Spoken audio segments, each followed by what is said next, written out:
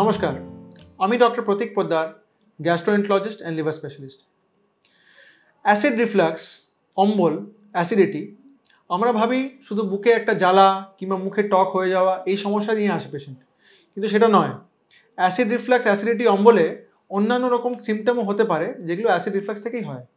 যেরকম হচ্ছে কাফ, একটা কাশি যেটা দীর্ঘদিন ধরে চলছে, কয়েক মাস ধরে চলছে, শুকনো কাশি, সেগুলো কিন্তু অনেকবারই পেশেন্ট নিয়ে আসে, যেখানে আমরা বুঝতে পারি না যে এটা অ্যাসিড রিফ্লাক্স থেকে হচ্ছে, কিন্তু মূল কারণটা অ্যাসিড রিফ্লাক্স। তাছাড়া গলার স্বর, শব্দ পাল্টে যায়, আর এই কাশির জন্যে এর জন্যে কিন্তু অনেকবার অন্যান্য সমস্যাও হতে পারে। যেরকম ক্রনিক অ্যাসিড রিফ্লাক্সে খাদ্যনালী ড্যামেজ হলে সেখানে ঘা, ব্লিডিং, আর একটা স্ট্রিকচার হয়ে যায়। স্ট্রিকচারের জন্য কি হয়, খাদ্যনালী শুরু হয়ে যায় আর খাওয়া দাওয়া করার সময় খাবারটা আটকে যেতে পারে। তাছাড়া কিছু কিছু রেয়ার কেসে লং টার্ম রিফ্লাক্সের জন্য খাদ্যনালীর মধ্যে ক্যান্সারও তৈরি হতে পারে। এর বাদে লং টার্ম অ্যাসিড রিফ্লাক্স হলে সেই অ্যাসিডটা বুকের মধ্যে ফুসফুসের মধ্যে ঢুকে গেলে সে ফুসফুসের মধ্যে গিয়ে সেখানে আইএলডি তৈরি করতে পারে, এরকম একটা আমরা রিসার্চ করে পাওয়া গেছে।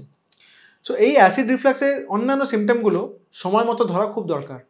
একটা বুকের মধ্যে ব্যথা, যেটা অনেকবারই হার্টের ব্যথা, হার্টের পেন, চেস্ট পেন, এইভাবে ইসিজি নর্মাল আসছে, সব সময় কোনো সমস্যা থাকছে না, ইকো নর্মাল আসছে, সেখান থেকে কিন্তু আমরা অনেকবারই দেখেছি এটা অ্যাসিড রিফ্লাক্সের জন্য হচ্ছে। এই অ্যাসিড রিফ্লাক্সটাকে আইডেন্টিফাই করে ধরে আমরা সেই চিকিৎসা করে দিলে এই সমস্যা থেকে সমাধান পাওয়া যায়।